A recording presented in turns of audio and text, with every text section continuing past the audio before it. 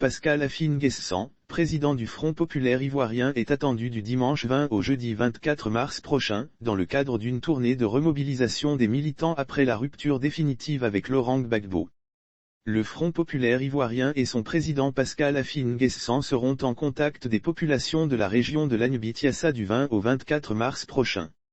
Cette vaste tournée, selon des sources proches du parti de l'ex-premier ministre, vise la remobilisation des militants du FPI, après la consommation de la rupture avec Laurent Gbagbo. La tournée de Pascal Affi-N'Guessan démarre à Gaumont, ce dimanche selon le calendrier des activités. Cette tournée démarrera dans l'après-midi du dimanche 20 prochain dans le département de Sikansi avec les étapes de Gaumont et de Sikansi commune. Le lendemain, Pascal Affi-N'Guessan visitera successivement les localités de Tahabo et de Ndoussi. La journée du mardi 22 mars sera consacrée aux militants du Front populaire ivoirien, FPI, de Tiassalé, Gébolouville, Aboudé Kouassikro et Grand Maurier. Ensuite, le cap sera mis le lendemain, mercredi 23 mars 2022 à Séki, dans la matinée et les sous-préfectures d'Ananguier et de Roubino dans l'après-midi.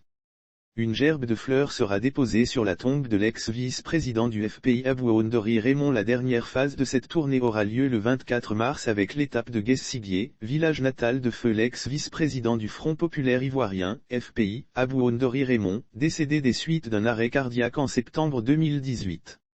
À l'occasion, l'ancien Premier ministre déposera une gerbe de fleurs sur la tombe de son ancien collaborateur, avant d'animer un meeting sur la place publique du village. Lire aussi présidentielle 2025, Pascal Affi-N'Guessan prêt à affronter Laurent Gbagbo. Son ex-camarade entre 13h30 et 14h30, le Lion du Moronou, se rendra dans la localité de Grand Yapo, ensuite à Ashboville et enfin dans la soirée à Azaïlié, lieu de clôture de cette vaste tournée.